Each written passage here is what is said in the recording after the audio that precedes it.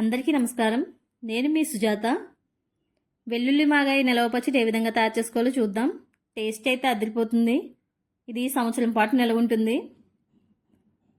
ఇది అన్నంలోకే కాకుండా అన్ని రకాల టిఫిన్స్లోకి కూడా సూపర్గా ఉంటుంది. ఉదయాన్నే టిఫిన్ తయారు చేసుకున్నప్పుడు మనం చట్నీ చేసుకోలేదు అనుకుంటే ఇలా ఈ పచ్చడి వేసుకుని తింటే సూపర్గా ఉంటుంది.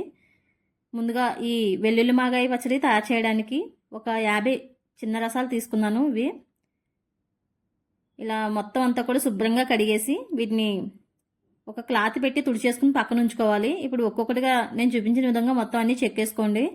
అంటే కత్తిపేట అయినా పర్వాలేదు, మీకు దేంతో కన్వీనియంట్గా ఉంటే అలా పీలరైనా లేదా చాక్ అయినా. పై పొట్టంతా మొత్తం పసరు అనేది లేకుండా మొత్తం కాయలన్నీ కూడా చెక్కేసుకోవాలి. మనం ఎప్పుడైనా సరే మామిడికాయలు పచ్చడి పెట్టుకునేటప్పుడు ఉదయాన్నే ఇలా కట్ చేసుకుంటే మనకి ఎండ వచ్చే టయానికి మొత్తం ఇదంతా ముక్కలు కట్ చేసుకోవచ్చు. చూడండి, నేను చూపించిన విధంగా ఇలా పీలర పెట్టి మొత్తం చెక్కేసుకోండి. ఇవి 50 కాయలు కాబట్టి మనకు ఈజీగా అయిపోతుంది. వీటిని ఫస్ట్ ఇలా అడ్డంగా ఘాట్లు పెట్టుకోవాలి. చెక్కేసిన తర్వాత ఇలా అడ్డంగా పెట్టిన తర్వాత మళ్ళీ నిలువుగా కూడా పెట్టుకోండి ఘాట్లు అనేవి. ఇలా పెట్టడం వల్ల మనకి తొందరగా చిన్న చిన్న ముక్కల కింద కట్ చేసుకోవచ్చు. ఉల్లిపాయ ముక్కలు ఏ సైజులో కట్ చేసుకుంటామో అలా కట్ చేసుకోవడానికి ఇలా అయితే ప్రాసెస్ ఈజీగా ఉంటుంది. మామూలుగా అయితే చిన్న చిన్న ముక్కల కింద కట్ చేసుకుని ఉల్లిపాయలు ఎలా కట్ చేస్తాం అలా కట్ చేసుకోవచ్చు. మనం ఈజీ మెథడ్ అయితే అడ్డంగా నిలువుగా ఘాట్లు పెట్టుకుంటే మామిడికాయకి మనం ఈజీగా కట్ చేయొచ్చు. పిల్లలే కూడా కట్ చేయొచ్చు, పెద్దవాళ్ళనే కాదు. ఇలా ఒక్కొక్కరు ఘాట్లు పెడుతుంటే మరొకరు చిన్న చిన్న ముక్కల కింద కట్ చేస్తున్నారు కదా. మొత్తం అయితే నాకు ఇవన్నీ కటింగ్ చేసిన తర్వాత 3 కొంచాల ముక్కలైన 50 కాయలకి.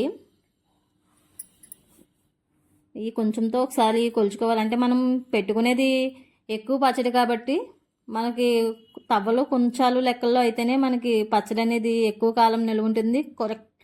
కొలతలు అనేవి చాలా పర్ఫెక్ట్గా ఉంటాయి.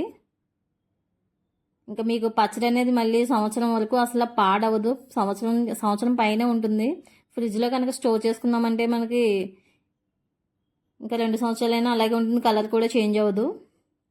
మనం పెట్టుకున్న రోజు పచ్చడి టేస్ట్ ఏ విధంగా ఉందో అదే విధంగా ఉంటుంది. నేను ఇలా అయితే కొంచెంతో మొత్తం కొలిచేసాను. ఇలా కొలిస్తే మొత్తం 3 కొంచాల ముక్కలైనవి. ఈ 3 కొంచాల ముక్కల్ని నేను ఎండలో అయితే ఒక చీర ఆరబెట్టి ముందు చీర అనేది తడిపేసుకుని ఆరబెట్టేసాను. ఆరబెట్టిన తర్వాత దాని మీద ఇలా ముక్కలన్నీ కూడా పరిచేసుకోవాలి. మా అమ్మగారు అయితే ఆరబెడుతున్నారు. సరే, ఇలా పలచగా వేసుకుంటే మనకి ఈజీగా తొందరగా ఆరిపోతాయి. ముక్కలు అనేవి ఇలా సన్నగా కట్ చేసాం కదా, చూడండి ఎంత సన్నగా కట్ చేసామంటే ఇలా కట్ చేసాం. అందువల్ల వెంటనే మనకి ఆరిపోతాయి. మనకైతే ఆరడానికి 4 నుంచి 5 గంటలు పడుతుంది. ఇవి ఆవకాయ మిరపకాయలు. ఇవి అయితే కారం అనేది కొంచెం తక్కువగా ఉంటుంది, ఘాటు తక్కువగా ఉంటుంది. అందువల్ల పిల్లలు కూడా ఈజీగా తినగలేలా ఉంటుంది.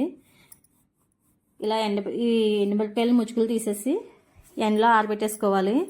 ఒక పూట అంతా కూడా ఆరబెట్టండి. ఎండ ఎక్కువగా ఉన్న రోజు మనం ఈ పచ్చడి అనేది పెట్టుకుంటే మనకు అసలు పచ్చడి అనేది చాలా పర్ఫెక్ట్గా కుదురుతుంది. నేనైతే కారం ఆడించేసాను. ఈ వెల్లుల్లిపాయలు ఇలా రేకల కింద తీసుకుని ఒక 1/2 కేజీ వెల్లుల్లిపాయలు, ఇవి 1 కేజీ వెల్లుల్లిపాయలు రేకలు తీసేసుకుని మిక్సీ పట్టించేసుకోండి. అంటే బాగా మెత్తగా కాకుండా కచ్చాపచ్చాగా. ఇప్పుడు మెంతులు అయితే నేను 150 గ్రాములు తీసుకున్నాను. 50 కాయలకి 150 గ్రాములు బాగా వేపాలి. ఇలా చూసారా, నేను చూపించిన విధంగా బ్రౌన్ కలర్ బంగారు రంగు వచ్చే వరకు కూడా వేపేసి వీటిని మిక్సీ పట్టించేయండి. మెత్తగా పొడుగు కింద ఇలా పట్టించాలి నేను చూపించిన విధంగా. కల్లుప్పు తీసుకున్నాను. 1 కేజీ ఉప్పు అయితే తీసుకుని దీన్ని ముందుగా ఎండలో పోసి ఎండలో ఆరబెట్టిన తర్వాత ఇలా మిక్సీ పట్టించాను.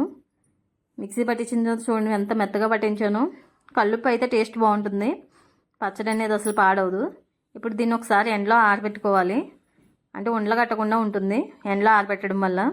నేను ఇప్పుడు ఆల్రెడీ మామిడికాయ ముక్కలు అనేవి ఎండిపోయినాయి. 3 కొంచాల ముక్కలు ఎండబెట్టాను కదా, ఒక కొంచెం ముక్కలు తీసుకున్నాను నేను. అంటే మొత్తం అందులో వాటర్ అంతా ఆరిపోయేటప్పటికి ఈ 150 గ్రాములు మెంతులు పిండి చేశాను కదా, పిండి కూడా వేసేయండి. కారం అయితే 3 తవల కారం వేస్తున్నాను. అంటే 1 కేజీ ఎండుమిరపకాయలు ఆడించుకుంటే మీకు 3 తవల కారం అయితే అవుతుంది. ఈ 50 కాయలు మామూలుగా పచ్చడి పెట్టుకోవాలనుకుంటే మీరు ఒక కేజీ ఎండుమిరపకాయలు ఆడించుకుంటే సరిపోతుంది. మనం ఆల్రెడీ మిక్సీ పట్టించిన సాల్ట్ ఉంది కదా, ఈ ఉప్పుని ఒక తవన్నర వేసుకుంటున్నాను. ఇది తవన్నర అయితే సరిపోతుంది. 3 తవల కారం అయితే అందులో సగం తవన్నర సాల్ట్ వేసుకోండి. ఇలా వేసేసిన తర్వాత మొత్తం అంతా కూడా బాగా కలపాలి. నేనైతే ఆయిల్ అయితే 2 ప్యాకెట్లు వేరుశనగ నూనె తీసుకున్నాను. నువ్వుల నూనెతో కూడా పెట్టుకోవచ్చు. ఇప్పుడైతే ఒక ప్యాకెట్ అయితే ఓపెన్ చేసేసి వేసేసాను. వేసేసి ఒకసారి బాగా కలపాలి. ఈ సాల్టు, కారం, మెంతిపిండి ఇవన్నీ కూడా వేసాం కదా, ఇదంతా ప్రతి ముక్కకి పట్టేలాగా మొత్తం అంతా కలపాలి. మనం కలుపుతుంటేనే ఇది ఊటొచ్చేస్తూ ఉంటుంది. సరే ఎంత బాగా వస్తుందో చూస్తుంటే నూరిపోతుంది.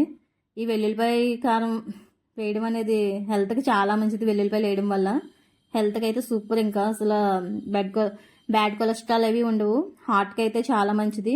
మనం షుగర్ ఉన్న వాళ్ళు ఈ పచ్చడి వేసుకున్న అసలు ఇబ్బంది ఏమి ఉండదు. ఎందుకంటే ఇందులో ఆవపిండి అది వేయట్లేదు, మెంతిపిండి వేస్తున్నాం కాబట్టి వాళ్ళకి ఇంకా బెనిఫిట్స్ ఉంటాయి. హెల్త్కి అయితే సూపర్గా ఉంటుంది. అందరూ కూడా తినచ్చు. ఈ పచ్చడి వల్ల ఎటువంటి అనారోగ్య సమస్యలు అనేవి రావు. చూసారా, మెంతిపిండి వేస్తున్నాను కదా.